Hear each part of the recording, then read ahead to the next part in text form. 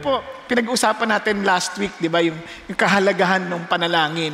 And nakita ho natin, that's one way of, actually, it's the way of unleashing God's power.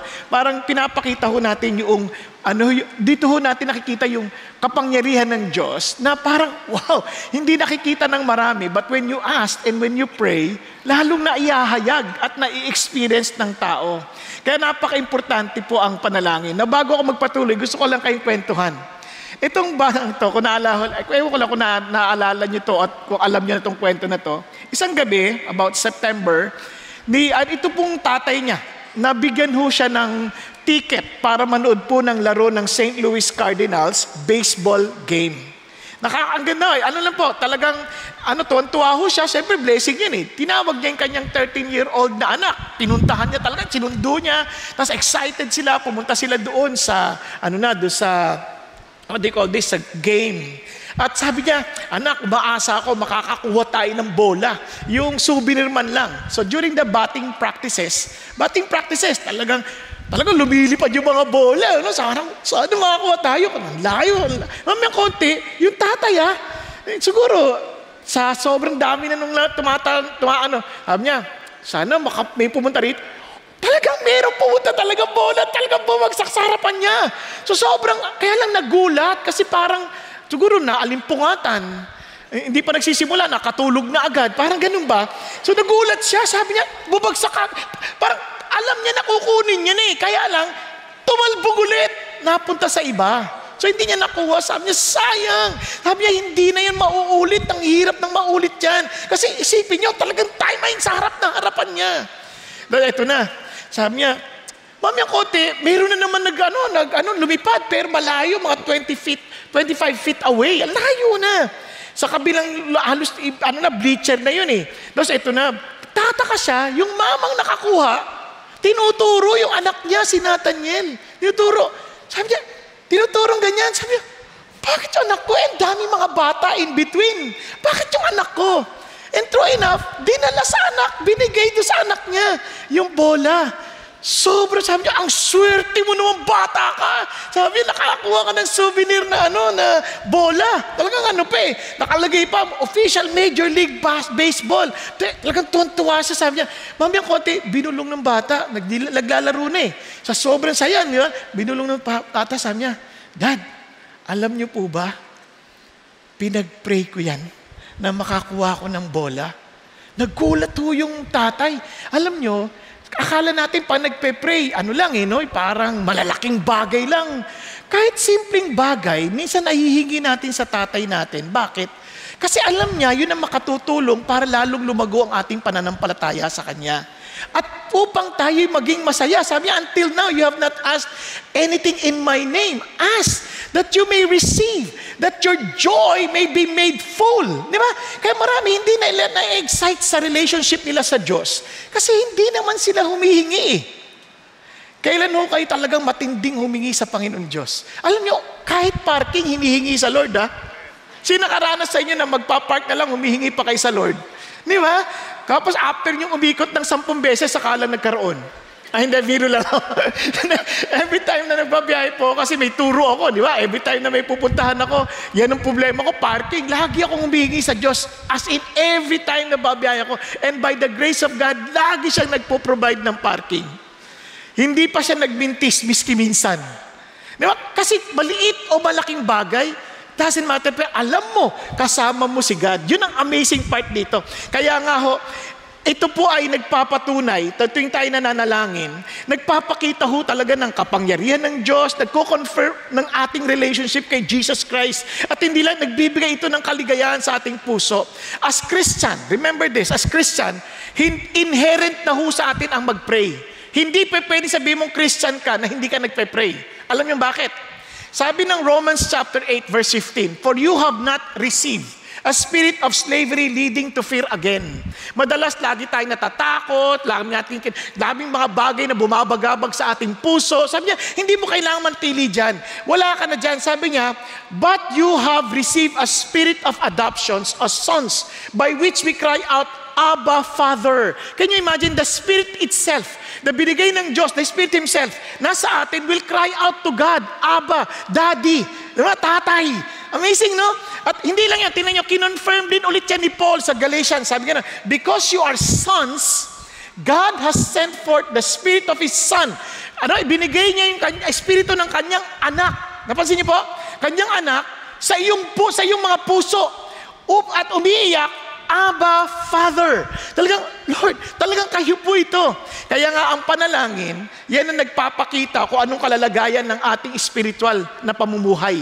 Diba? Pag tinatamad-tamad tayo sa panalangin, maaring may sakit, kung Christian ka, maaring may hindi magandang lakarin sa iyong buhay, o kaya naman talagang wala kang relasyon sa Panginoon Diyos. Kasi ang tatay, may relasyon na maayos sa tatay, ang anak, gustong-gusto niyang kausap ang tatay niya. Sino sa inyo, pag maayos ang kausap, maganda yung relasyon niyo ng tatay mo, na ayaw niyo siyang kausapin?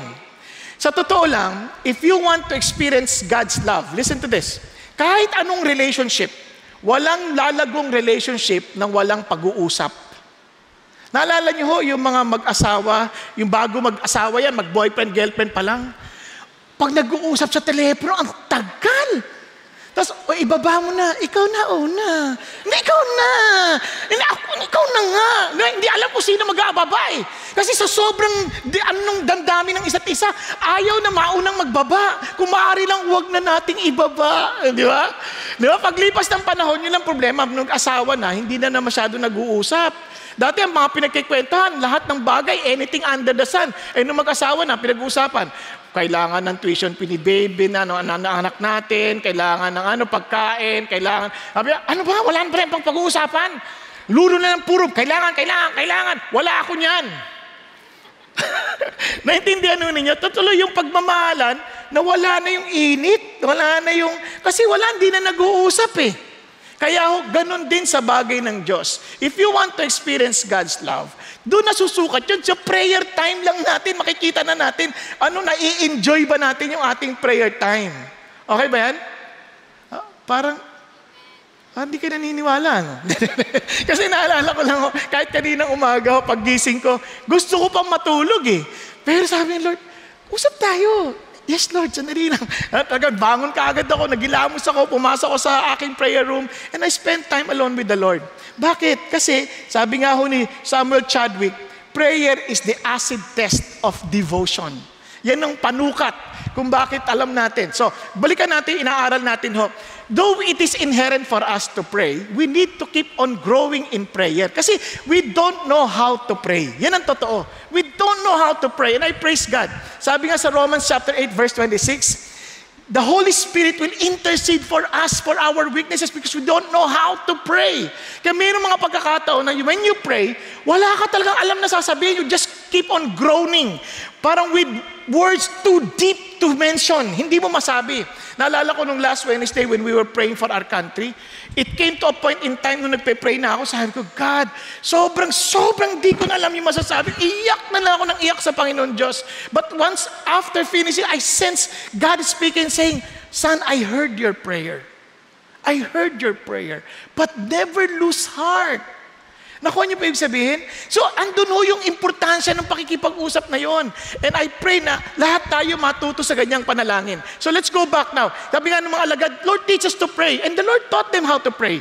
Sa Matthew chapter 6, kung babasahin ninyo, starting from verse 5, makita niyo doon yung mga kondisyones sa pinakita ng Diyos. At sabi niya, pray then in this way. Sabi niya, ganito kayo manalangin. Hindi sabi, ito ang inyong panalangin. Hindi, ganito kayo manalangin. Diba? Ibig sabihin, ito ay isang outline. Ito ay isang pattern na kailangan nyo sundin. Sabi niya, Our Father who is in heaven, hallowed be your name. Your kingdom come, your will be done on earth as it is in heaven. Ano napansin niyo? Sa unang bahagi pa lang, naalala niyo action natin? Focus on God. Sabay-sabay tayo. Focus on God. Ulit tayo. Focus on God. Hindi ko nakita yung kamay mo eh. Ulit. Isa pa. Focus on God. Yan. Basa yung kamay mo. Ayun, piliin mo, ayaw mo itaas. Ulit. Focus on God. Bakit natin inuulit yan? We need to be reminded that in prayer, hindi tayo ang sentro. Hindi yung ating pangangailangan, hindi yung ating kakayanan, hindi yung ating sitwasyon, hindi yung ating paraan ng pagsasalita, hindi. Kundi nakafocus tayo kung sino si God. At ang ganda, sabi niya, tatay natin si Lord. Pinapaalala ka agad yung relationship natin. Parang the reason why I'm telling you this, kaya ito ay prayer ng mga disciples, followers si Jesus Christ. Meron silang ugnayan kay God. At dahil doon, sabi nga doon, they can call Him Father. Talagang hindi yan ginagamit sa Old Testament basta-basta.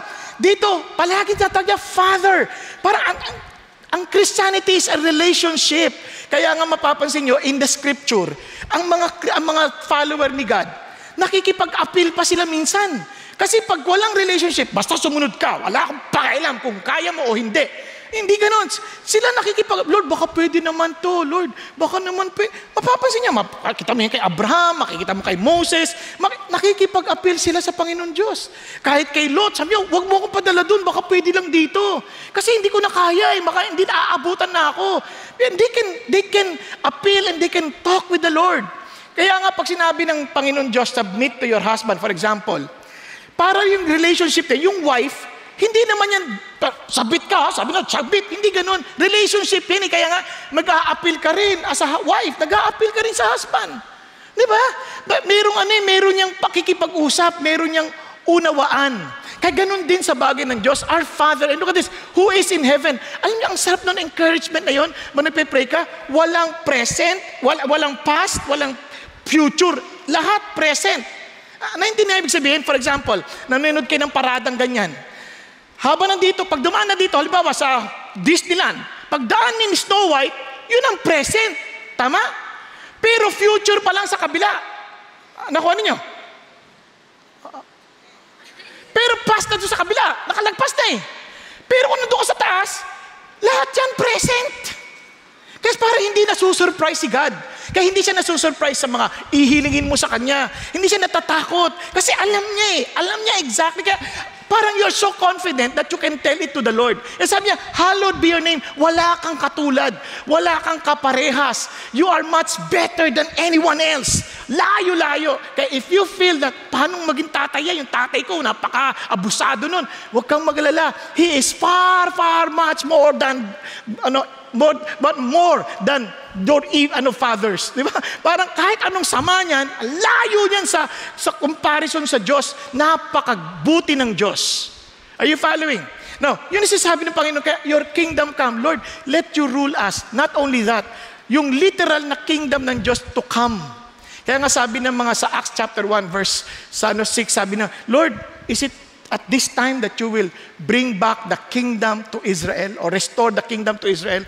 Yung literal reigning ni Christ, that one day, minsan na-discourage tayo, ano nangyayari sa bansa natin? Lord, may your kingdom come. Kayo po mag-rule.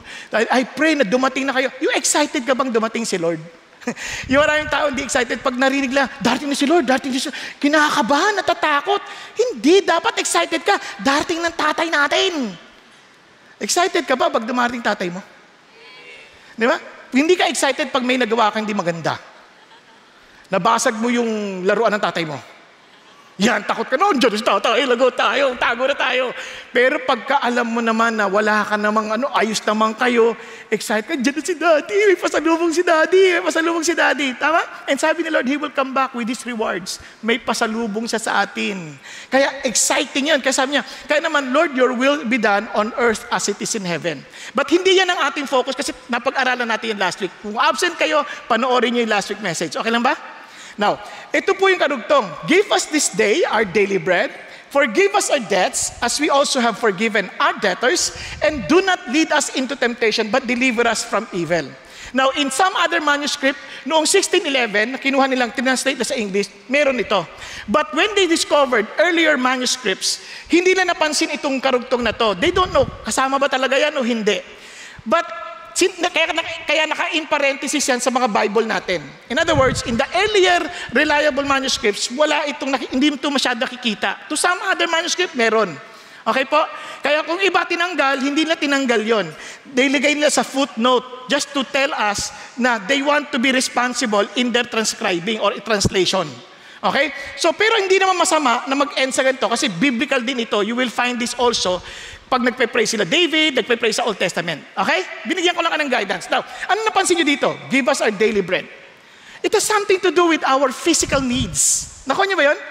No, tapos susunod dito, forgive us our debts as we also have forgiven our debtors. It has something to do with our mental, emotional, and social needs. Ba't ko sinabi? Kasi pag ikaw ay may ginawang di maganda, na-apekto ng isip mo, nagigilty, nagkakaroon ka ng guilt feelings eh. So yung isip mo, alam mo somehow there's a failure, tapos nagigilty, kasi yung thinking will affect your emotion, at minsan, meron ding affect yung forgiven our debtors, meron ding social issue. Napansin niyo po ba yan? Then, dito makita niyo naman, and do not lead us into temptation, but deliver us from evil. It has something to do with our spiritual walk. Andiyan pa kayo. Ano? So, napansin niyo, God is telling us, ibigay mo sa akin lahat ng concern mo as a human being. Grabe, no? Hindi ko mapag-focus ng kay God. Wala na tayong pakialam sa mga needs natin. Hindi tayo makapag-express, Lord, kailangan ko to. Focus on God, wala kami makain, Lord. Hindi. Sabi, wala akong pakialam sa kakainin mo. Basta, focus ka lang sa akin. Hindi ganun si God. Lord, bagsak na naman ako sa school. Dati na yan, pero focus ka sa... Nako ninyo? Parang, ang sabi ng Lord, concern ako dyan. Kaya, in short, God is concerned for our provision, God is concerned for our pardon, and God is concerned for our protection. He cares for us so much na pati ho yung bagay na yon, hindi siya sabing, kalimutan mo na yan. Hindi, kailangan mo yan, concern ko yan. Nagkakaintindihan tayo? Kaya if we want to unleash God's power, surrender through prayer. Surrender your provision. Kasi yan ang nagkukos ng worry sa marami sa atin eh. Minsan, hindi na tayo masaya sa buhay, sa dami lang inaalala. Surrender mo kay God. Minsan yung problema, inaisip natin, yung sama ng loob, yung ating kasalanan, na-burden tayo, hindi tayo makagalaw. Sabi Lord, surrender mo sa akin yan. Di ba? Minsan, concern tayo, Lord, baka malaglag na naman ako, baka magkasala ako. Lord, laki na akong nalalaglag. Ibigay mo na rin sa akin yan. Surrender your needs to me. Are you following? So, focus on God. Para magising tayo kasi nakakatulog na iba sa inyo. Ulit. Focus on God, then focus on others. Now, bakit kamo? On our needs. Kaya laging others, laging our, us. Napansin niyo ba yun? And it is not just your personal need, it is the need of everyone. Kaya paalala sa atin ng Diyos, when we surrender through prayer, Lord, ito po yun. Let's start with provision. Ano sabi ulit? Give us this day our daily bread. Alam niyo, pag napansin ko to, no? Hindi sa pagja-judge sa mga katao. Pag nananalangin tayo, wala tayong confidence lumapit sa Diyos. Kahit sa paghingi, sana bigyan mo po kami ng ganito. Sana, Lord. Ano ibig sabihin ng sana? Baka sakali lang. Nakuha niyo ibig sabihin? But look at this. Kung itong ating request ay nakaangkla, natatay natin siya, nakaangkla na ito ay kabanal-banalan niya, nakaangkla na ito ay kalooban niya, wala ka dapat takot humingi. Lord, give us this day. Lord, bigyan mo kami. Ang tapang parang nagdidiman, bigyan mo kami. Kaya nakwento ko sa inyo, di ba sa Korea, pag nagpe-pray, hindi sila nahihiya. Panginoon, penging kotse. Biro mo, hindi sila nahihiya. Ano yan, congregational prayer yan ha? Bakit sila nahihiya? Kung yan ay will ng Diyos, bakit may kakahiyang humingi ng kotse? Kung yun ang gagamitin mo para makapag-minister ka at maka-attend ka sa D-groups, bakit hindi mahihiya kang humingi ng kotse? Tapos, syempre, lalong hihingi ka ng malakas pagka, Lord, panggasolina pa. Ganyan, diba? Kasi, binigyan ka na ng kotse, wala kang panggas, yari ka. Hindi ka makakarating. Nakuha natin, ibig sabihin, may tapang kang humingi. Iba, Lord, bigyan mo ako ng asawa. Ganyan. Hindi sila nahihiya. Kasi they're asking God with confidence because they're asking their Father. Marami sa atin, Panginoon, asawa. So, pag tinawa, anong prayer request mo? Hindi masabi, partner? Pag-pray mo naman na may akong makatulong sa ministry, makatulong sa trabaho, sabihin mo na yung totoo. Anong kailangan mo? Asawa? Iyang-iya. Kasi hindi ka sigurado eh. Will ba ni God dyan? Kaya when you ask in prayer, always ask in faith. Nakuha niyo, always find and catch. Therefore I say to you, lahat ng bagay na hingin mo sa panalangin, humingi ka, maniwala ka, natanggap mo na yon. At iyan ay ipagkakalob sa'yo. Kasi doon mo naintindihan, kung naintindihan mo ng will na ng Diyos, wala kang takot hingin. Diba, pag will ng Diyos, wala. Kunyari, tatay ka, hingi, Lord, kailangan po ng anak ko ng pag-aaral. Lord, kailangan po ng anak ko ng pagkain. Masama bang hingin yon? Kasi if you don't give what your relatives or your family needs, you are worse than the unbeliever. Will ng Diyos yun kung alam mo yung salita ng Diyos. You can ask. Naalala ko, sabi ng asawa ko sa akin, Pa, sweetheart, kailangan na mag-enroll mga anak natin. Okay, enroll sila. Nung time na yun, hindi ko alam paano sila paaaralin. Wala ako, tatanggal ako sa ministry. Kasi siraulo akong pastor eh. Baka ano kaya siraulo yan? Huwag ka mag-alala, lahat tayo siraulo. Ayaw lang natin aminin. Marami tayong mga nagagawang bagay na hindi ka aya-aya. Kaya nga nagkataon, natanggalo ako. Kung gusto yung malaman yung detalye, saka na lang ha. Pero titiyakin ko kayo, hindi naman yung parang bagay na disqualification. Walang ganon. Okay? So basta yung kwento na yan, basta mahaba eh. Huwag natin pagsama ang maubos oras ko. So balikan tayo dito. So, di sabi ko, anong time na yun? Wala talaga. Sabi ko sa Lord, di sabi ng asawa ko, pero hindi ko papakita sa asawa ko, ganun pa? Kailangan relax ka lang. Okay. Pasa ko sa prayer room ko. Anak mo itong mga to. Panginoon, ayoko silang sumpain nila ako na hindi sila makapag-aral. Lord, bigay niyo yung kanilang pang tuition fee. Tapos biglang naramdam, parang mayroong bubulong pa. Bakit? Kailangan ba nila mag-graduate agad? Anong ibig sabihin, Lord? Matagalang aral to? Hihinto sila? Ganun ba yon? Sabi niya, hindi. Lord, anak mo ito eh. Lord, kailangan sila makatapos. And would you believe? Ang bait ng Diyos. Yung prayer na yun ha. Eto, hindi pa ako pastor din sa CCF. Guest lang ako noon. At saka, hindi pa ako talaga full-time. Tapos nag-a-attend na ako. Biglang sabi ba naman? Sabi ni Pastor Peter bigla, Uy, you can use this table if you want, okay? Okay ito. Mamaya konti, ito pa. Mamaya, kami. Nagpe-preach na ako noon sa St. Francis, pero hindi pa ako pastor. Tinawag ako. Sabi niya, I think you need this. Grabe! Envelope! Sabi, what's this, sir? Open it. Nako, pera! Pagbukas ko, iyak talaga. Sabi ko, takbo ka agad ako. Punta ako sa table, iyak ako. Lord, kulang to. Hindi, totoo naman eh. Talaga kulang eh. Sabi ko, Lord, kulang to. Hindi ito kakasya doon sa apat kong anak. Ano ka ba? Sabi niya, ba't ka ganyan? Relax ka lang. Ito na nga, binigyan na nga ito ng pampauna. Kumbaga, para lang relax ka. Tapos, sige, Lord, thank you. Ay, mayroon akong imbitasyon magsalita sa isang company. Di punta na akong ganyan. Pagpunta akong ganyan, mayroon tumatakbo. Pastor Bong. Sabi niya, bakit po? Ako, dalawang buwan na kitang hinahanap. Ano po yun? Eto, pinabibigay ng Diyos. Totoo nga, cheque. Yung dated na 2 months ago. At alam niyo magkano? Nako, kasya na yung mag-enroll yung 4 kong anak. Amazing. Tapos, agad tanong ko sa Lord, ano yung una mong binigay? Ano ka ba? Pang school supplies, pang tithes. Ano pa problema mo? Binigay ko na in advance. God is able to give. When it is His will, be confident that God will answer your prayers. Nagkakaintindihan tayo? Basta alam niyo yung sinabi ng Diyos sa kanyang salita at hiningi mo ayon sa kanyang kalooban, hindi kanya pababayaan. And amazing si God. And look at this. Kasi sabi niya, if you must ask in faith without any doubting, that man ought not to expect that he will receive anything from the Lord, being a double-minded man, unstable in all his ways. Kaya, Lord, give us this day our daily bread. Now, ano napansin niyo pa? Yung us, our. Yung us and our, hindi selfish na desire. Hindi, Lord, bigyan mo ko to para mapatunayan ko sa mamang ito na ang kapal ng mukha niya, kaya ng Diyos ko to. Walang ganun. It is us, our. Kasi our identity with the Lord is no longer as an individual, but as a body, isang katawan ni Kristo Jesus. Kaya nga sabi ng Lord, it's not just asking for your greed, but for your need. Kaya nga, give us this day our daily bread. Di ba?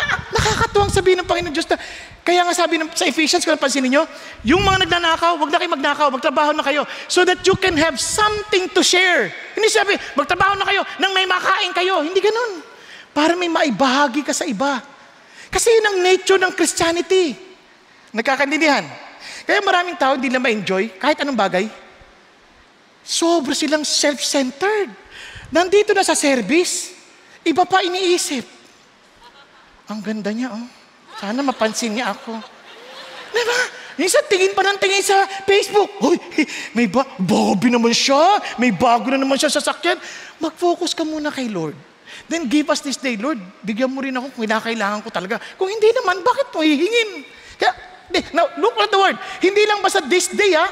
Itong word na daily, epiosios, sabi niya ganun, give me the food that I need for the coming day. Itong term na yan na daily, hindi ginagamit yan sa mga ordinaryong literatura. Yan ay napaka-uncommonly used. Ito'y pangkaling salita. Ang ibig sabihin yan, Lord, bigyan mo yung pangangailangan ko ngayon, this day. Kaya nga, give us this day. Nakuha niyo ibig sabihin? Kumbaga, ang term na yan, ang tawag yan, shopping list. Amazing! Nagbibigay ka ba ng shopping list mo sa Diyos? Now, para magulat kayo, pag gumagawa ka ng listahan ng pangailangan ko, Lord, ito po yung utang ninyo na kailangan yung bayaran for this day, for this week, for this... Lord, ito po yun. Nagbibigay ka ng shopping list sa Diyos. Grabe, no? Kaya nga, give us, alam niyo, this day, pang-umagang prayer yan eh. Kasi kung yan ay mag-pray mo sa gabi, bukas ka nakakain. Maghapon kang hindi kakain. Kaya prayer is your priority. Kaya Lord, give us this day our daily bread. Naalala ko tuloy, itong si Louis Redden, napakarungis na babae, pumunta sa grocery, tapos sabi niya, bumuha siya ng sabi niya, ng mga grocery items, dami-dami ganyan. Sabi niya, pwede po bang utangin? Sabi nung may-ari, hoy, wala kaming pampautang dito. Wala kang credit card. Tapos bibili ka ng ganito. May sakit po ang aking asawa. Yung aking pong yung aking pong 7 anak. Hindi ko sila, talagang hirap na ako. Wala kaming makakain. Babayaran ko kayo. The moment na matanggap ko yung pera ko, babayaran ko kayo. Tapos, hindi, lumalis ka na rito. Talagang pinapalis siya. Narinig nung isang bumibili. Sabi niya, sige, ano ba mga kailangan mo? Mabuti pa, ilagay mo yung shopping list mo sa timbangan na yan. Tatapatan ko. Shopping list, ano ba may ibababa nun? For some reason, paglagay yung shopping list, bumagsak. Bumagsak nila sa isang side. Tapos, nilalagyan nila ng ngayon, ng grocery items. Hindi bumabalanse. Hanggang sa umabot na ng $50 ang halaga. Hanggang pumantay, $50 na nabiling grocery. Ang dami nang nabili. Lahat ng kanyang pangangailangan. Tapos sabi, ano nangyari? Tapos, tinignan niya yung prayer list. Ang nakalagay doon, Lord, kayo na pong bahala sa lahat ng pangangailangan ko. Walang nakalagay na list, kundi pangangailangan ko. Di nakaalis na yung ali. Doon lang nalaman, nung may-ari ng grocery, na nasira yung kanyang timbangan. Pero grabe, si God yun. Biruin mo, para lang sagutin ang pangailangan nitong si Luis, kailangan pang sirain ng Lord yung timbangan? Kasi ang Diyos natin, totoo. Kwentuhan ko pa kayo si Gretchen, missionary. Gretchen B. Hindi si Bubuli. Eto, hindi rin si Barreto. Gretchen. Missionary, wala na rin. Sabi ng Lord, anong gagawin ko? Pumunta ka sa grocery. Basta tiyakin mo, doon ka magbabayad sa lane 7. Lane 7 with instruction. Yan ang prayer, nakikipag-communicate. O dito na siya, namili na. Pumila na. Pagpilang ganun. Sabi ng cashier, kinlose ba naman? Sorry, I'll take my break. Kinlose. Lord, paano alis na ako? Hindi, diyan ka lang. Sabi, ma'am, lipat na po kayo sa bang lane. Matagal po ako. Ay, hintay na lang kita. Hintay. O sige, bumalik. 1 oras. Pero nag-hintay. At nung pinanse na, biglang in-announce, today is our 7th year anniversary. The one in lane 7, all your groceries are free. Grabe. Ang Diyos can really do beyond what we can think or even imagine. Pero kailan tayo talaga nagtiwala sa Diyos? Kaya nga sa Exodus 16, ganyan-ganyan instruction ng Diyos. Can you imagine 600,000 lalaki lang, mga Israelita coming from Egypt. Nasa wilderness sila. Kung ikaw si Moses, Lord, ano papakain ko dito? Ano papakain ko dito? Yung mga sa atin, ayaw na mag-anak eh. Wala akong papakain dito. Ilan lang anak mo? Isa. Isa lang eh. Nagkamamblema ka pa. 600,000 lalaki pa lang. Wala pa dyan yung babae. Wala pa dyan yung mga babies at mga bata. Siyempre, mga bata na binata, malakas kumain yan. Parang kaulang na lang, hindi sila nabubusog. Hindi lahat may marami. Diba? Ito pa, yung pang mga baby, at yung mga kahayupan na yan. Paano? Sabi ni Lord, ako magpapadala sa inyo. Araw-araw magpapalaglag ako ng tinapay. Basta, pupunta kayo, lalabas kayo, araw-araw, gagather ninyo. Ngayon, on the 6th day, kunin nyo lang yung pang-araw nyo, ha? Tapos on the 6th day, wag na kayong dalawa na kunin ninyo. Para ikapitong araw, hindi na kayo kukuha. Yung iba, sobrang swapang. Kasi, yun ang sabi ni Lord, di ba? Everyday, yung portion mo lang, everyday. Then, I may test them. Kayo makasubukan. Sabi gano'n. Tapos pagdating yung 6th day, twice as much they gather.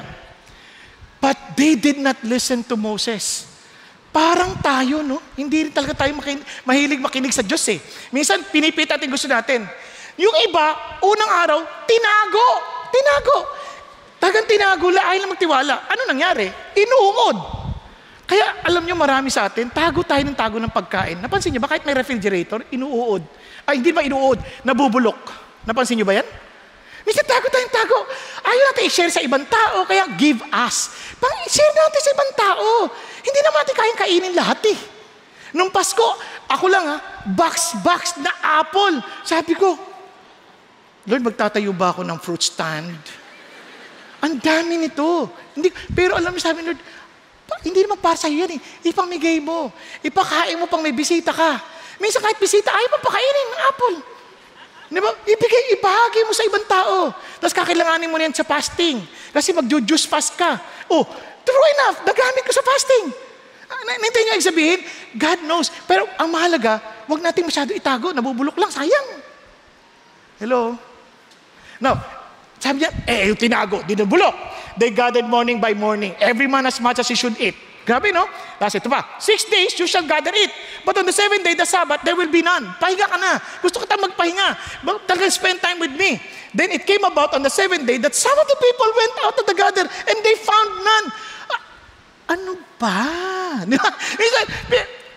Alam nyo, ang daling mag-judge, no? Pero ganun talaga tayo eh. Kaya nga sa atin, hindi tayo nagpapahinga minsan. Akala natin, pag hindi tayo nagpahinga, kikita tayo na mas marami. Hindi totoo yan. Gusto ng Diyos pagpahinga tayo. Kahit mga nag-aaral, gusto ng Diyos nagpapahinga tayo. Kasi sabi ng Panginoon Diyos, yung 7th day is a day of rest. Diba? 6 days you work. Hindi necessary Sabado, hindi, pwede yung Biyernes, pwede kung ano yung 6th, 7th day mo. Kasi on your 6th day magtatrabaho ka, on your 7th day, rest. Kunyari kami, 7th day namin, Monday, rest kami. At minsan, gustong-gusto namin, sige, trabaho pa rin. Pero siya sabi, Lord, spend time with me. And alam nyo, na-experience ko to kasi nung nag-aaral ako, ang hirap ng buhay ko noon kasi nag-aaral ako, nagtitinda ako ng kung ano-ano, yung mga paninda ko, yung mga kakanin, ako nagluluto, putot kutsinta, ganyan. Lahat, kahit anong kakanin na sabihin mo, gagawin ko basta in-order mo. Okay? Ito na. Tapos, mayroon pa nagpapagawa ng portrait ng mukha. Nagdo-drawing din ako noon nung college ako. Nagdo-drawing ako kasi sabi ko, kasi sayang din, lahat. Habang nag-aaral, dahil wala akong sariling, wala akong support from much, walang support na gagaling na enough, gagaling sa magulang ko. Ito na. Exam ko na the following day. Midterm. Ang hirap kasi scholar ako. So, kailangan ko i-maintain yung grade. Naintindihan nyo na yung sitwasyon. Tapos ito mga classmate ko, dahil gusto nang bumagsak ako, nagsi-orderan. Tsaka nagpagawa pa ng mukha. Yung mukha pa naman, ang hirap drawing. Kasi medyo kakaiba. Diba? Ito na. Ginagawa akong ganyan, no? Habang nagluluto, nagdo-drawing. Naku, ang hirap. Tapos ang mga si Lord, hindi ko na talaga kayang mag-aral. pagod na po ako. Pero araw-araw nag-aaral ako, baka ma-misinterpret ninyo ako. Noong time na yun, Lord, di ko na kaya mag-review. Mag-aaral pa po, antok na ako. Sabi, Lord, ano ka ba? Magpahinga ka. It is in vain for you to rise up early and wake up late. For God gives to His beloved even in their sleep. Hindi ko sabi matulog ka ngayon, ha? Mamaya. Naintindihan niyo? Alam niyo, sinabi ni Lord yun, Lord, thank you. Natulog na ako. Hindi ko na winori yung exam. Inisip ko, Lord, kay na tulog na ako. Sinabi mo Alam niyo, habang natutulog ako, nanaginip ako. Nagle-lecture yung teacher. Talagang sobrang linaw nung panaginip. Pagdating ko ng exam, yung ni-lecture, yun ang exam. Grabe, may cheating kami ni Lord. Pero na-review ko na perfect yung exam.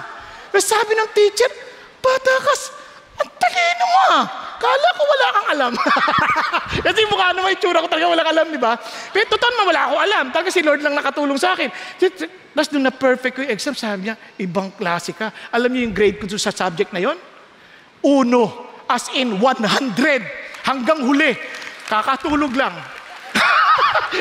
Ang punto ko, God wants us to rest. God wants us to enjoy Him. Alam niyo ba, minsan, aburido na tayo, hindi na tayo ma-enjoy ang buhay. Dahil lagi tayong worry na worry, aburido tayo sa buhay. Nakalimutan natin that we are to be dependent on God. Surrender your needs to the Lord. Are you following? Surrender your needs to the Lord. Kaya nga, see, the Lord has given you the Sabbath. Therefore, He gives you bread for 2 days on the 6th day, so the people rested on the 7th day. Pahinga na kayo. Ano sinasabi ng Diyos? Sa Deuteronomy sabi na, alam niyo ba kung bakit ko sinasabi yan? Kasi kaya ko kayo ganyan tinuturing para maintindihan nyo that man does not live by bread alone, but lives by everything that proceeds out of the mouth of God. You listen to God's instruction. When you pray, you commune with God and God gives you instruction. Kaya nga, if you abide in me, my words abide in you. Ask whatever you wish, it shall be given you. Magkasama lagi yan. Word of God at yung prayer, kaya parang dalawang pakpak ng ibon yan. Ano mas importante? Word o prayer? Subukan mong tanggalin isang pakpak ng ibon. Ganyan lumipat. Hindi makakagat yan. Iikot lang yan. Di ba? Kaya importante pareho yan. You pray according to His word. Sabi niya, abide, ask whatever you wish. Can you imagine? And it shall be given you. Amazing si God. Kasi sabi ni Lord, gusto ko rin paalala sa inyo, na kapag kayo kumain na, nasasatisfy na, and tagang maganda na yung mga tahanan ninyo, gusto kong paalala sa inyo na huwag kayo maging mayabang. Sabi niya, become proud and you will forget the Lord your God. Sabi sa halip, sabi niya, otherwise, but you shall remember that the Lord your God, it is He who is giving you power to make wealth. Kaya iba hindi na humihingi kasi ang dami naman But they miss the opportunity to see the Lord working in their lives. They miss the opportunity to see yung goodness and love ni God para sa Kanya. Sayang. Kaya God is telling us, ask. Are you following? Ask. Kaya sabi niya, yung yaman mo, I can take that away from you at any moment. Naalala si Job, in one day, everything he lost. He lost everything. In one day. Hindi dahil mayabang si Job, but one thing for sure, ibig sabihin, yung bagay na yan, yung kakayanan mong kumita, kakayanan mo ma-inspira, yung pagtitiwala mo sa Diyos, by surrendering, the Lord will teach you how to earn. Di ba? Kaya magtataka ka, Lord, ba't ako hindi kumikita? Spend time with God, and He will receive wisdom. Sabi ng Panginoon Diyos, this book of the law shall not depart out of your mouth, but you shall meditate on it day and night. Then you will be careful to do everything written in it. Anong karunod? Then your way will become prosperous and have good success. Nabibigyan ka ng wisdom. Hindi ka basta-basta, mayroon na nag-text sa'yo, mag-deposito ka, kikita ka ng malaking-malaki. Hindi ka naman niniwala, ay, scam. Di ba? Bigay mo dito yung investment mo. Kasi kikita ka. Binigyan na ako ng una. Ay, scam. Bibigyan ka ng wisdom ng Diyos. Wag. Walang madali ang kita. Basta hinay-hinay. Basta kanunay. Naintindihan yung sabihin? Di baling dahan-dahan. Basta tuloy-tuloy. Hindi ka nagmamadali. Nagkakanindihan tayo. Kaya, ano sinasabi ng Lord? Ayaw kitang mag-worry. Do not worry. Anong kakainin ko? Anong inumin ko? Anong susutin ko? Sabi niya, Gentiles, those who do not know God, they eagerly seek all these things. But your Heavenly Father, yung tatay mo, alam mong kailangan mo ito. Ba't kailangan ko pang humingi? Para makita mo, eksakto nag-uusap kayo ng Diyos. Kasi you asked, and I give you exactly what you asked. Nagkakaintindihan? And sabi ng Lord, but seek first His kingdom and His righteousness, and all these things will be added to you. You focus on my will. Focus on what I want you to accomplish. Puprovide ko yan. So do not worry about tomorrow, for tomorrow will care for itself. Each day has enough trouble of its own. Sarap naman. Let me end by this, sa part na to. Our God, if you seek His kingdom, itong mundo na to, mayroong unseen kingdom. May visible kingdom, unseen kingdom. And God provides in a way na hindi maintindihan ng tao. Naalala niyo si Elijah? Taggutom. Kaya kahit at may taggutom, ang Diyos kaya magpakain. Pinapunta sa saan? Doon, sa brooks ng Cherith. Sino nagpakain sa kanya? Si Lord. Pinadalan siya ng alin? Ng raven. Papakainin siya ng tinapay at karne. Biro nyo, araw at gabi. Sosyal. Taggutom, tinapay at karne. Tayo nga, magtsatsaga na lang tayo sa talbos ng kamote. Kasi yun na lang, taggutom, talbos kamote na lang. O kaya sa luyot para madulas-dulas. Kasi mahirap lunukin eh. Pero iba, pag madulas, ay, kadiri, ang dulas. Parang, yun. Hindi nga sabi. Pero eto, sosyal. Tinapay at karne. Di ba? Parang hamburger. Para pa siyang, grabe si Lord, no? Mag-provide. Kaya tuloy naalala ko, si John Brents, kaibigan ni Martin Luther, inatake siya nung emperor ng China, ng Espanya noon time na yon. Nako, lagi siyang pina-attempt na i-assassinate. Isang araw, pinta na siya ng cavalrymen. Hindi niya agad nalaman, nakakagrab lang siya ng tinapay at saka inumin. Nagtago na siya. Yun lang tinaga niya. Ubus agad yung tinapay, unang araw pa lang. Sabi niya, Lord, how can I survive this? Andun yung mga cavalrymen. Alam mo ginawa ng Diyos? Araw-araw, pupunta may manok na darating. Mangingitlog ba naman? Doon sa kanyang tapat. Di yun ang kinakain niya, itlog. Hindi niya na nilalaga, ha? Kasi wala nang panahon maglaga nun. Masusunog yung bahay. Nagtatago lang siya sa silong. Di yun. Kain siya. Nung 15 araw, yung manok hindi na bumating. Hindi yan dumating. Lord, ba't wala na yung manok? Biglang nagsisigawan ng mga tao. Wala na yung cavalrymen! Wala na yung cavalrymen! Kaya pala hindi na nag-provide. Wala na. Umalis na sila. Hindi mo na kailangan yung manok.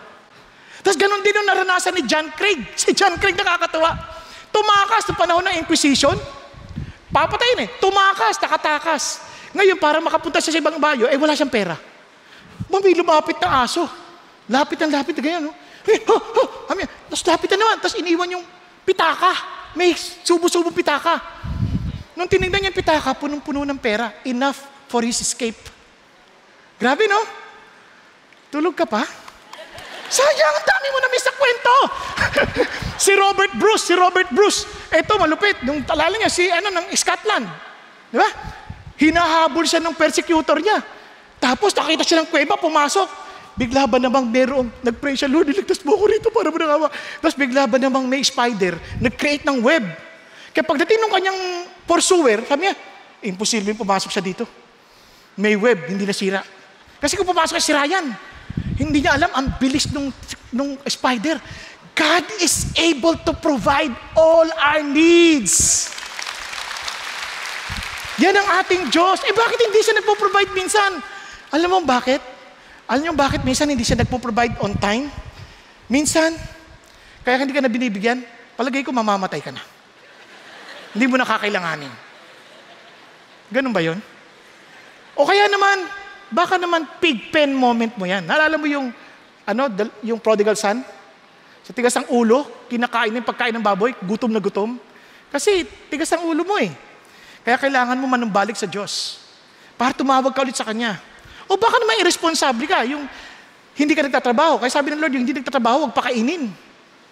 Irresponsible. At sabi ng Lord, yung maaari training sa atin yan, training. Para matrain tayo to become better. Katulad sabi sa James chapter 1. O kaya naman, napaka-selfish natin. Kaya tinuturuan tayo ng Lord. Kaya hindi ka muna nagbibigay. Nakuha nyo? Pero ang maganda rito, God provides. Are you following? So, punta tayo sa pardon. Ang sabi ulit? Forgive us our debts as we also have forgiven our debtors. Kala ko ba pagka tayo nasa Panginoon na, pinatawad niya na tayo? Ba't hihingi na naman tayong tawad? Di ba? Maraming nagtuturo ngayon na hindi mo na kailangan ng tawad. Pinatawad ka na eh. Alam nyo, itong hindi na naintindihan. Sa ating pagkatao, for some reason, we have this mental and emotional need. Pag nagigilty tayo sa isang bagay, minsan kailangan mo sabihin eh. Kailangan mo sabihin para ma-release. Para ma-release. At saka, hindi din na naintindihan, dalawang uri ng forgiveness sa Bible. Yung tinatawag na judicial forgiveness. Kasi sa Panginoon Diyos, we are judicially indebted to God. For the wages of sin is death. Naintindihan niyo po yung sabihin?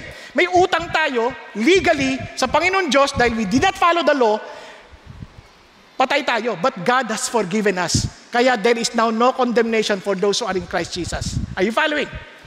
Pero, relationally, yan ay nangyayari kahit na kayo mag-asawa, tanggap nyo na isa't isa. Legally, you're married.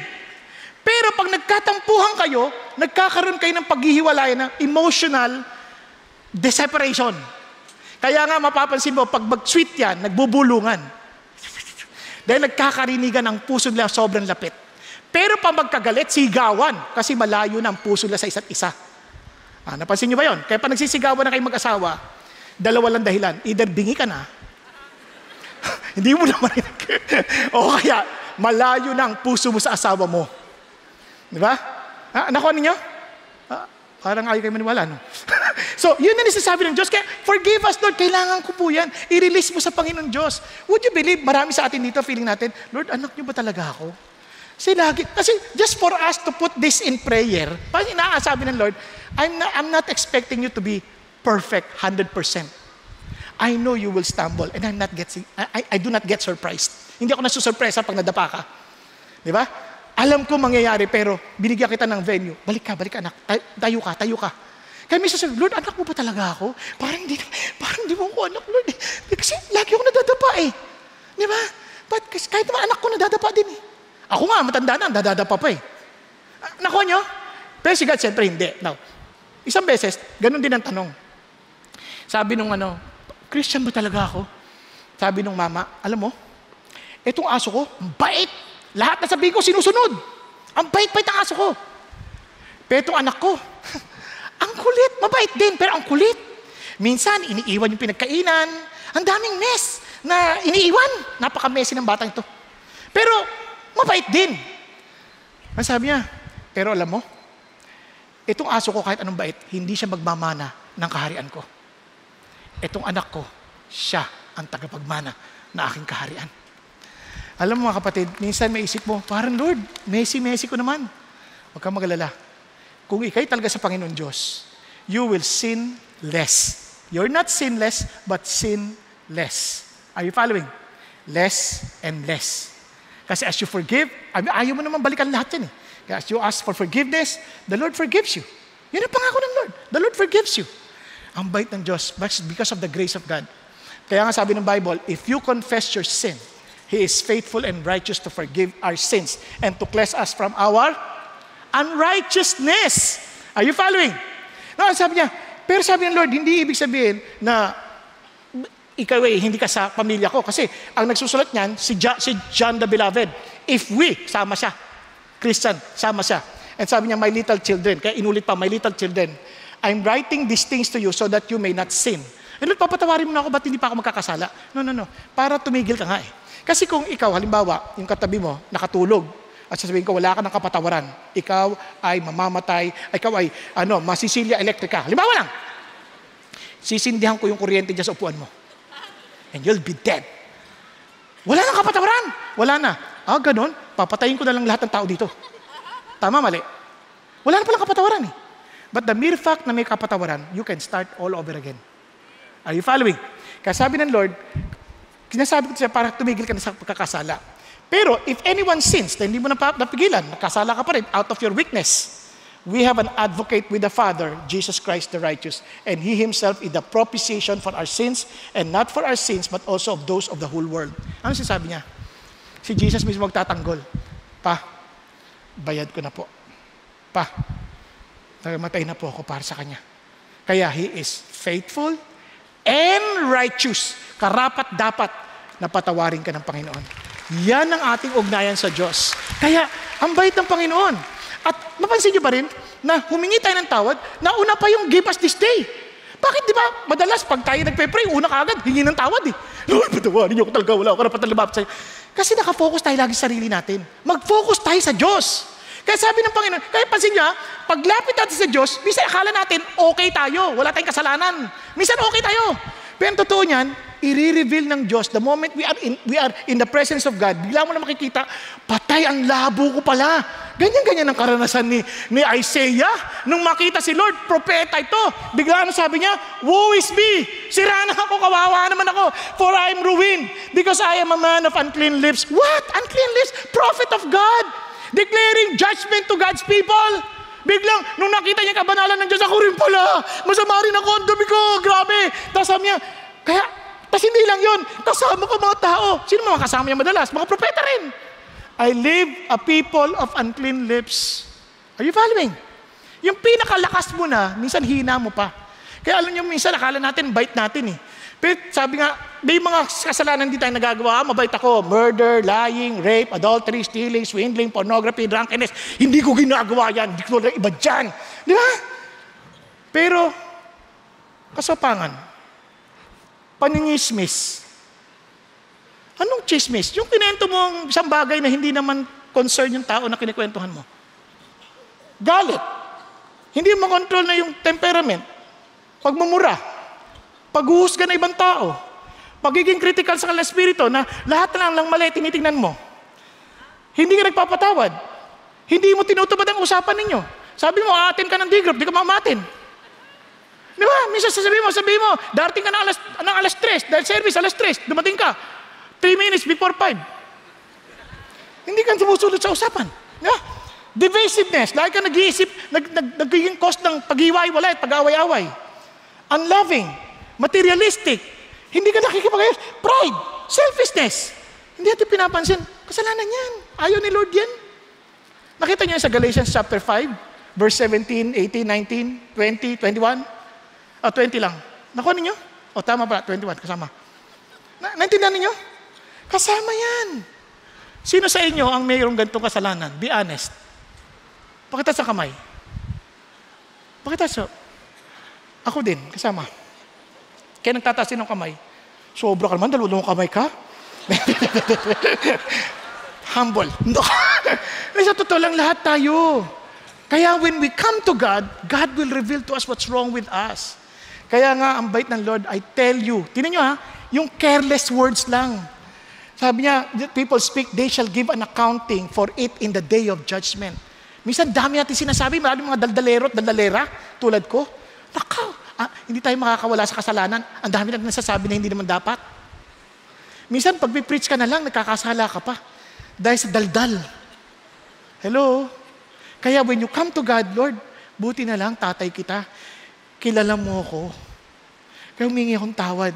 At dahan-dahan, itinutuwid ng Diyos. Inaayos niya dahan-dahan. Kasi you're becoming aware of your sinfulness. Nagkakanindihan tayo. Kaya ang bait ng Diyos. Now, ang ganda lang, hindi natapos doon. Ano kasunod niya? As we forgive our debtors. Now, look at this. For if you forgive others for their transgressions, your heavenly Father will also forgive you. Kasama yan sa prayer, ha? But if you do not forgive others, then your Father will not forgive your transgressions. Ano ibig sabihin nun? Lord, kala ko ba pinatawad mo ako because of Jesus? Oo. Kanya lamang, I'm telling you this, kung talagang tinanggap mo yung forgiveness ko by my grace, then you must be also willing to forgive others. Pero pag hindi mo tinanggap, hindi ka magpapatawad ng iba. Yung pagpapatawad sa iba, pag hindi ka nagpatawad, bitter ka, tuwing makikita mo, kaya may kakausapin ka, naiinis ka na kagad, naiirita ka na kagad, alam mo na may bitterness ka. Hello? Yung iba, wala pa silang ginagawa, mukha pa lang nila, bitter ka na. Itong mukha na ito, masama ito, hindi ito totoo. Minsan ganun eh. Alam nyo, sinabi ng Lord, ayaw ng Lord yan. Nakuha ninyo? Ayaw ng Lord yan. Kaya sabi ng Lord, ibig sabihin, hindi ka nagpapatawad. Kasi sabi ng Lord, hindi rin kita pinapatawad. Ha? Akala ko ba based on grace? Yes. If you understand the grace of God, after seeing yung sin natin, and God forgave us, how dare we not to forgive others? Pag-isipan niyo. Hello? Parang, ang laking disconnect. Kaya sabi, para maintindihan ninyo yan, yung to forgive and be forgiven, lagi nakalink yan. It cannot be separated. Divine forgiveness and human forgiveness are inseparable. Hindi mo pwedeng paghiwalayin. Nagkakaintindihan po. Now, kaya si Jesus, nagkwento niyan eh. Kasi si Peter, sabi niya, Lord, gaano ba ilang beses ba magpatawad? 7 times? Sabi kasi doon, 3 times lang sa Roman citizenship, 3 times lang. Kasi pag aabusuhin ka na. Sabi ni Peter, Lord, 7 times? Dinoble pa, plus 1. Ba, social 7 times? Sabi ni Lord, no, 70 times 7. Ilan na yun? 490. Magbibilang ka pa ba? Oy, 469 na yan. Magbibilang ka pa ba? It's one way of saying, walang bilangan. Talagang, you never to give up forgiving. Kaya kinento niya yung kingdom. Itong kingdom na to, mayroong nagkautang, 10,000 talents. Hindi ko didetalyahin na to kasi illustration na sa atin. 10,000 talents, in other words, about 6 billion dollars, ganyan. And was brought to him. But since he did not have, 60 billion. But since he did not have the means to repay, his Lord commanded him to be sold, along with his wife, children, and all that he had, repayment to be made. Thus a slave fell to the ground, nagmakaawa. Lord, wag po, maawa ka sa akin. Have patience with me and I will repay you everything. And the Lord of that slave felt compassion, naawa. Sabi niya, released him, forgave him the debt. Sige na, pinatatawad na kita, nire-release na kita. But the slave went out and found the one of his fellow slaves who owed him 100 denarii. Pag 100 denarii, maliit lang yan. Para maintindihan yung ano yan, sabi niya, tapos mamaya, papakita ko sa inyo yung computation. Tapos sabi niya, sinakal! Bayaran mo ko! Hindi mo, sabi niya, nagmamakaawa, pero hindi niya pinakinggan. Sa madaling salita, pinakulong. Pinakulong. Ang isang denarii, 600 pesos lang. Can you imagine? 600 pesos lang. Ang talent, 3,600. So kung 10,000 yan, 36 billion pala. Mali ang computation kanina. 36 billion. Ang laki ng utang.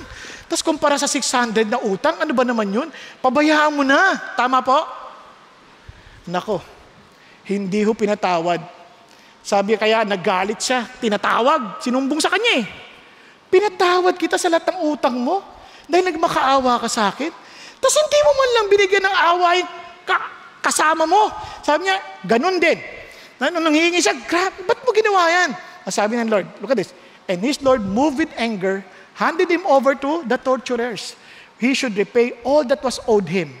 My heavenly Father will also do the same to you if each of you does not forgive his brother from your heart. Pag-isipan ninyo. Meron po ba kayong taong kinasasamaan ng loob? Na minsan, pag nakikita nyo pa lang, barinig nyo pa lang yung pangalan, kumukulo na yung dugo ninyo eh. Tapos, maglalabasan yung mga tutulin ninyo. Sa init. Parang agad-agad naapektuhan na kayo. Yun lang, marinig nyo pa lang, tabihan lang kayo, naapektuhan. Alam nyo, ayaw ng Diyos. Nakuha natin. And God is saying, kaya tayo natutorture eh. Kung talagang anak tayo ng Diyos, pagpapatawad tayo. Imposible hindi. Dahil bakit alam natin, it will affect us. Kaya friends, yung pagpapatawad, ang totoo niyan, it is something, it is a choice. Pipiliin mo yun. Hindi yan based sa feelings. Kahit di mo nararamdaman, gagawin pa rin kasi sinabi ng Diyos. Ito at based sa forgiveness ni Jesus Christ. Hindi doon sa, hindi, unfair kasi eh. Walang ganun. Inutos siya ng Lord, hindi yan suggestion. Kasi sabi niya, forgive. Sabi niya, supernatural yan. Hindi mo kaya yan on your own. Hindi yan kasi natural. It's unconditional. Walang kondisyon. Kaya para maintindihan niyo, it's like unilateral or transactional. Pag unilateral, Father, forgive them for they do not know what they're doing. Pag transactional, kasi yung kahit walang relationship, okay lang. But because we Christians, mayroong relationship, we are willing to forgive transactionally para magkaroon ng maayos na relationship. Nagkakaintindihan. And it's supernatural. para maintindihan natin sa totoong buhay, makakarinig tayo ng patotoo mula sa ating kapatid na si Ken Carage para po makita natin how the Lord moved in a supernatural way for him to forgive. Pakinggan po natin.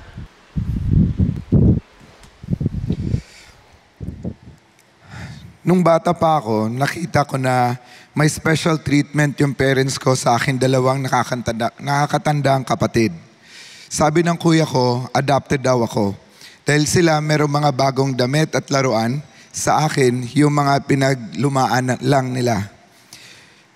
Nakukuha nila yung mga gusto nila at nakakalusot sila kahit pasaway sila. Gulpi at bugbog ang abot ko sa parents ko kahit kuya ko ang pasimuno ng gulo. My brother had a heart condition and asthma. My parents and siblings would go on family dates habang iniiwan nila ako with the helpers and stay-in employees. It was during those times that I was abused by some employees. Sinubukan kong magsumbong sa parents ko nung una, pero ako ang pinagalitan at pinaluhod sa munggo in front of all the employees. All those years growing up, hindi ko naramdaman na ako'y pinaglaban ng aking mga magulang. I've never felt my parents protect me or stand up for me. Pabigat lang ako sa kanila. Para bang istorbo lang tong batang to. Yun ang feeling. Thus, I have to always strive for their approval, hoping may masabi silang mabuti sa akin this time. My biological mom passed away nung 8 years old ako. At sa kalaunan, nagpakasal ulit yung tatay ko. I grew close to my stepmom and looked forward to the day na we will be physically with my new mother. Nakalipas lang ang ilang taon, my dad left her permanently. She was heartbroken at nagkaroon pa siya ng malaking utang dahil sa tatay ko. It turns out that all the while, my dad had been having an affair.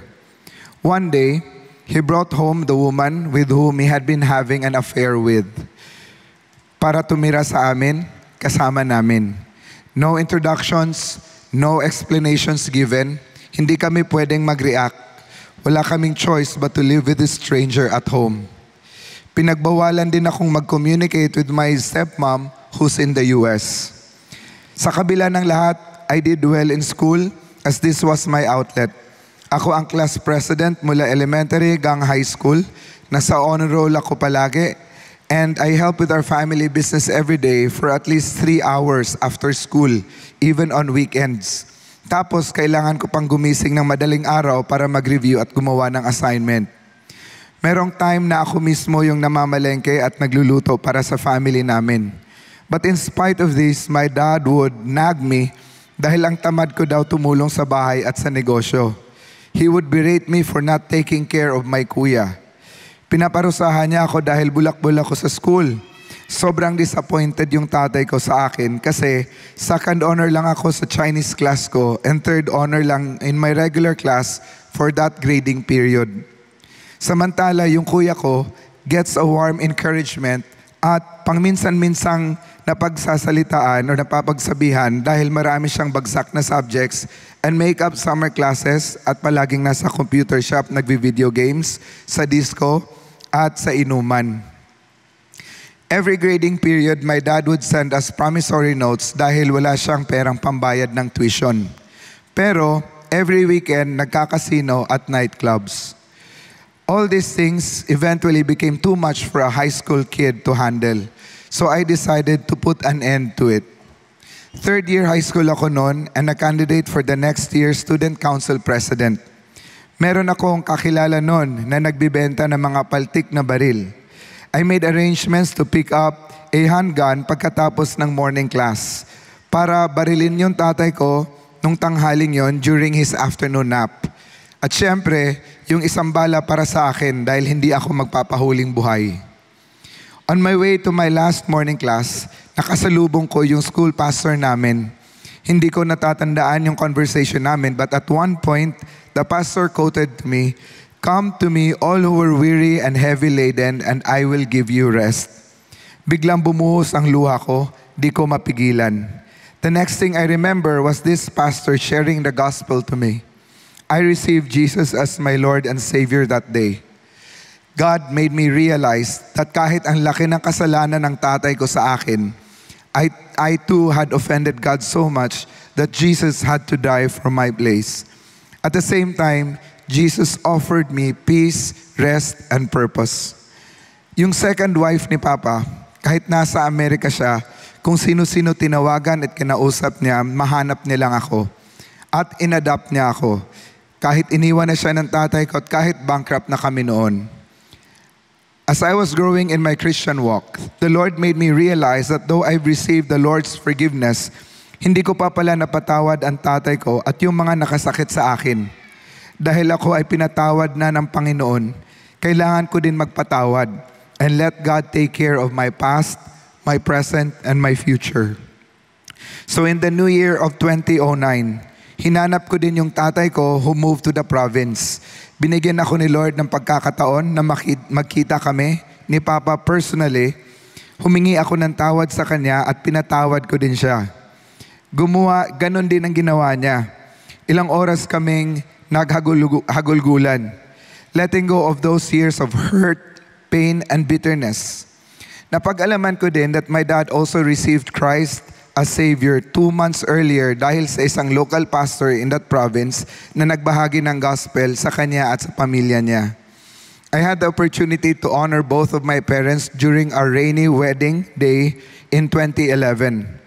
Nasaksihan ko din ang paghingi niya ng tawad sa stepmom ko nung araw na yon. On different occasions, the Lord opened the opportunity for me to ask my elder sister and my elder brother's forgiveness. My dad's new family also accepted Christ.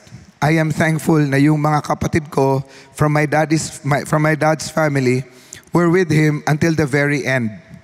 When he died nung kasagsagan ng pandemic, I couldn't be by his side during that time due to quarantine restrictions. Pero dahil sa grace and forgiveness na meron kami ni Jesus, I'm sure magkita-kita kami muli sa langit one day. My name is Ken Karange, recipient of God's amazing grace, mercy, and forgiveness. God bless. Praise God. Wow. Kaya nga ho itong habilin po ng Panginoon Diyos sa atin. Sabi ng Lord, therefore I say to you, all things for which you pray and ask, believe that you have received them. Kaya nga naman, whenever you stand praying, forgive. If you have anything against anyone, so that your Father who is in heaven will also forgive your transgressions. But if you do not forgive, neither will your Father who is in heaven forgive your transgressions. Kaya minsan, hindi natin matanggap yung hinihingin natin sa Diyos kasi hindi tayo marunong magpatawad eh. Kaya kapatid, ito yung kapag papatawad, hindi yung, hindi pinatawad ko na siya, ayoko lang siyang makita, ayoko lang siyang makasama, ayoko lang siyang makasabay sa trabaho o sa ministry. Hindi, ang totoong kapag papatawad, talagang parang you're speaking terms. You're in speaking terms. Ayos kayo, tutuloy kayo sa trabaho, kaya minsan nahihinder yung trabaho dahil sa samaan ng loob. Wala nang judgment. Binigay mo na yun kay God, kaya surrender yung sama ng loob. Are you following? Okay pa tayo? Pakikalabit mo yung katabi mo, may kasamaan ka ba ng loob?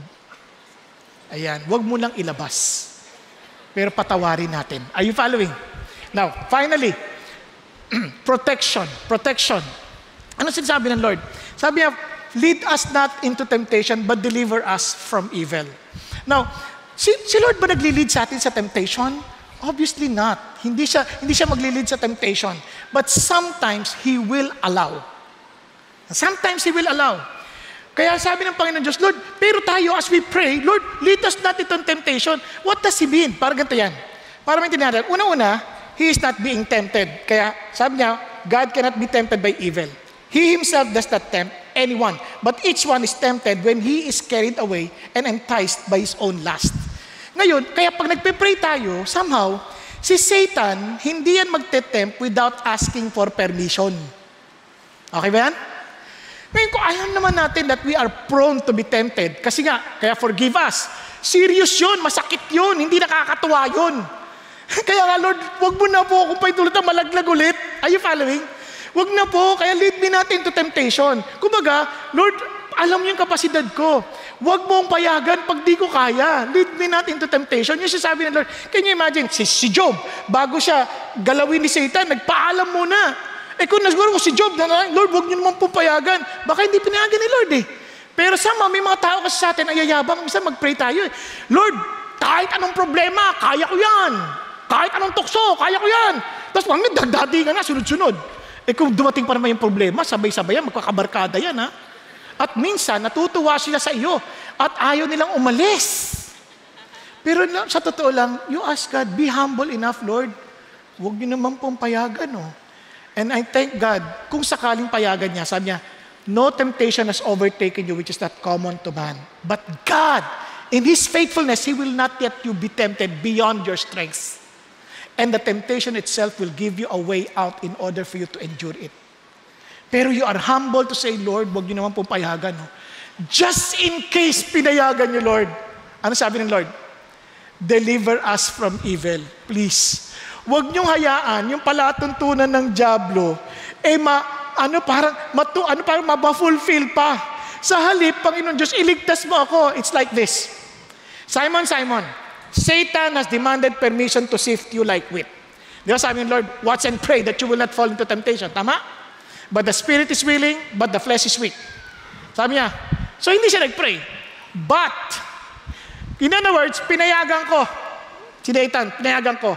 But, I have prayed for you that your faith may not fail, and once you have turned again, strengthen your brothers. Yes, papayagan ko, pero hindi i-deliver kita from evil one. Nakuha niyo? Kaya naman, after that, ano sabi ni Peter? Nakakatuwa sabi ni Peter, kaya I'm telling you, sabi ni Peter, be of sober spirit. Lagi kayo alerto.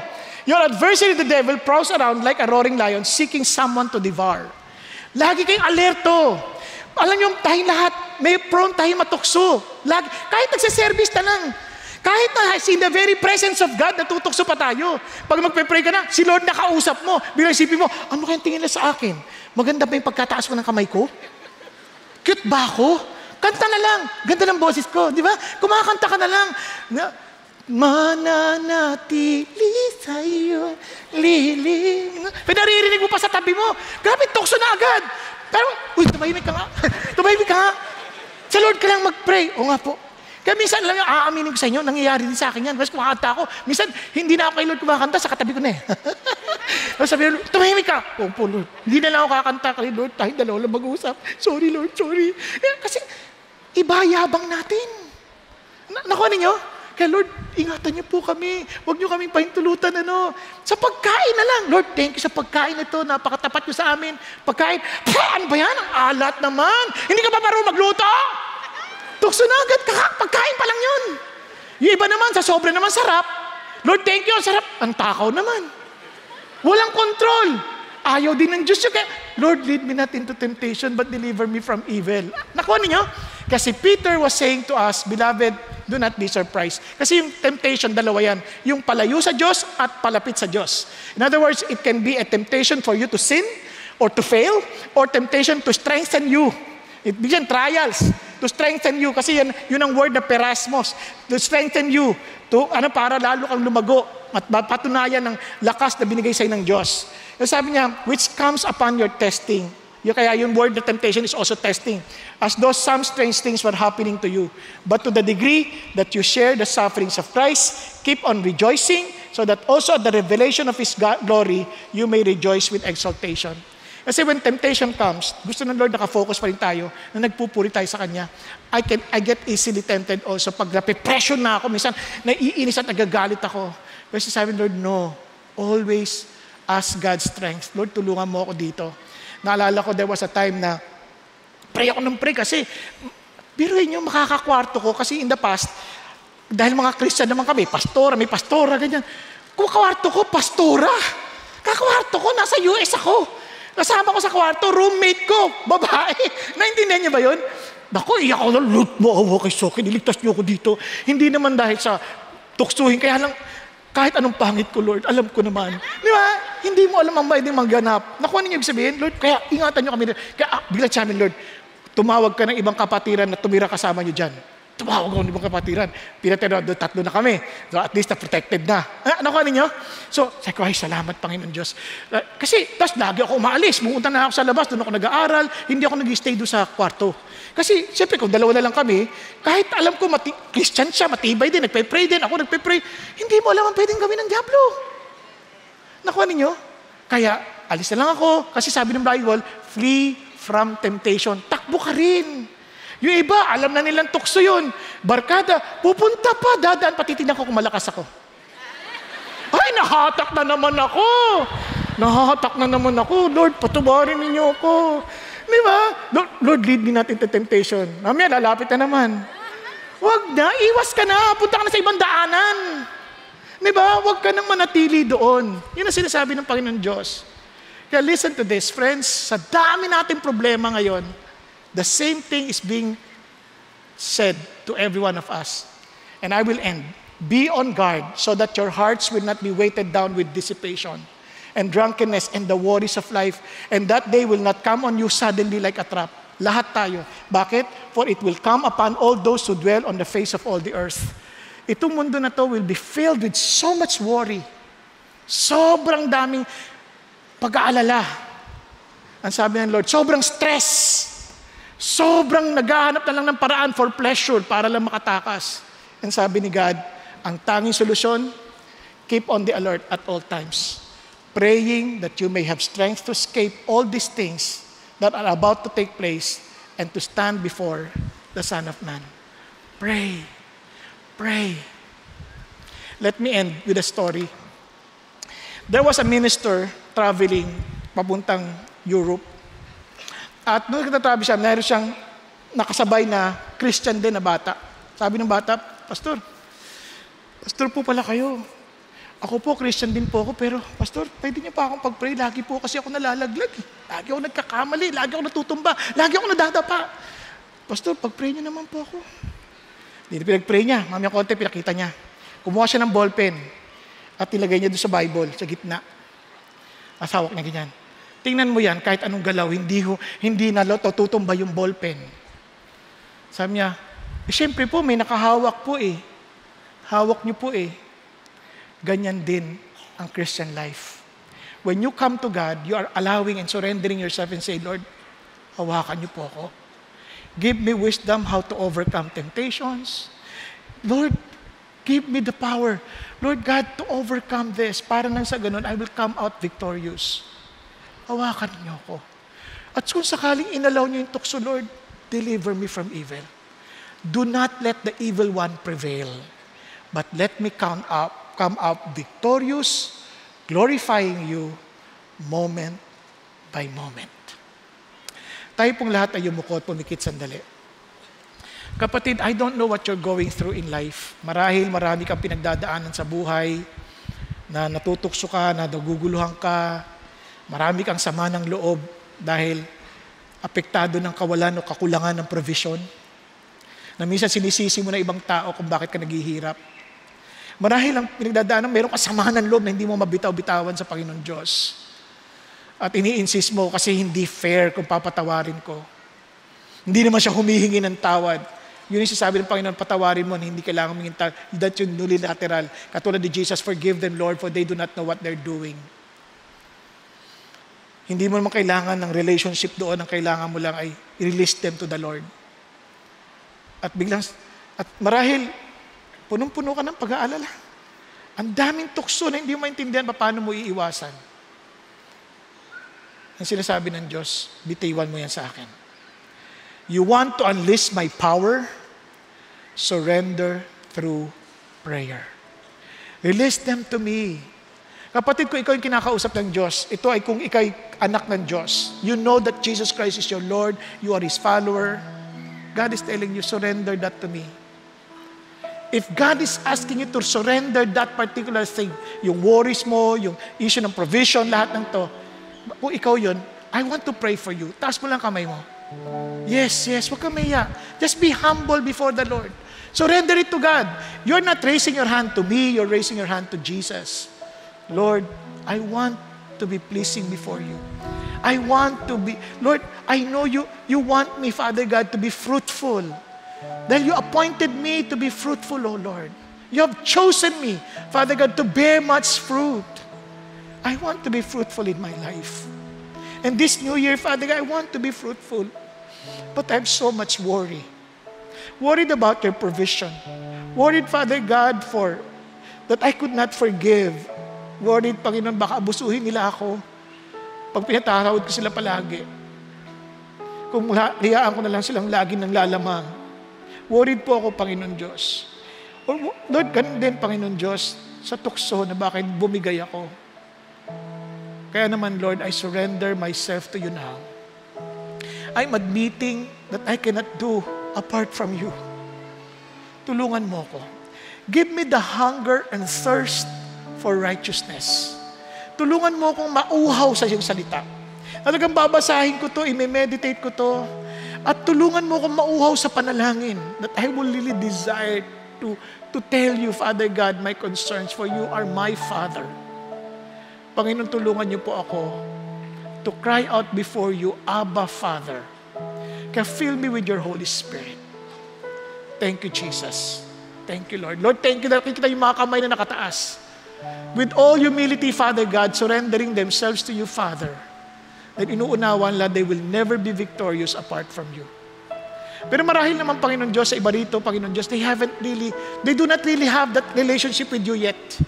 Kaya naman, Panginoon Diyos, siningi ko lang, open their eyes and let them really accept you as their Lord and Savior and allow them, Father God, Lord, to open their hearts and receive you as their Lord and receive you, Father God, as their God. Thank you, Jesus. Thank you, Lord. Father God, again, thank you. Bless your people. Every family we represent, and those who are listening on the Lord, watching and online, I pray also to bless them, oh God, wherever they are, and allow your name to be glorified. In Jesus' name we pray. Amen and amen.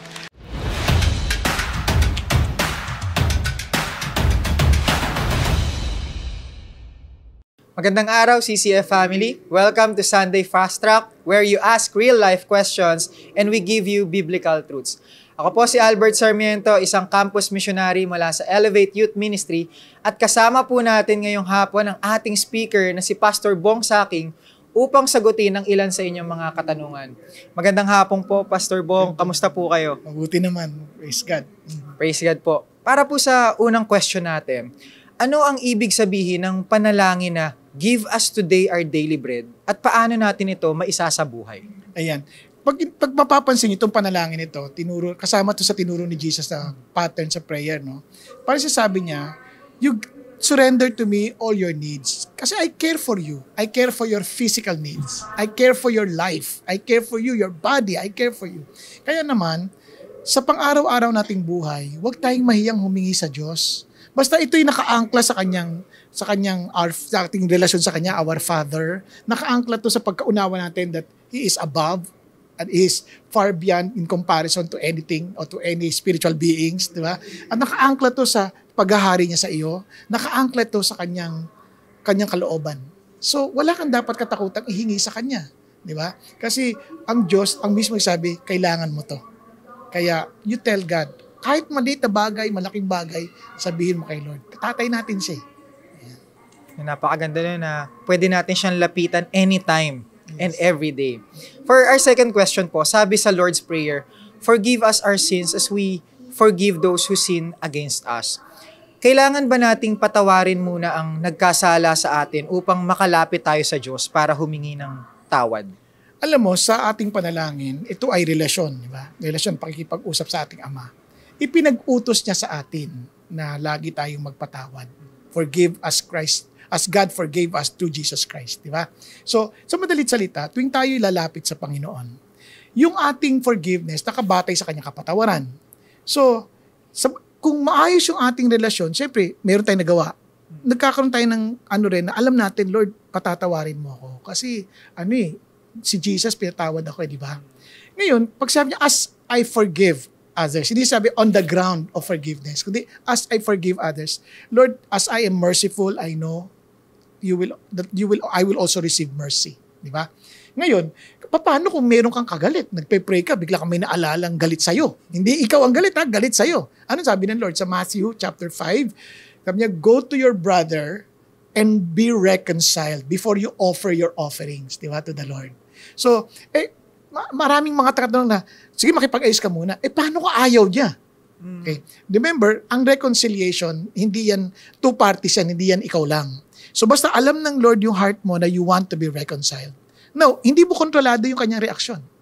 Hindi mo kontrolado yun. So, hayaan mo siya. Pero pag-pray mo pa rin siya. But given a chance, makipag-ayos ka.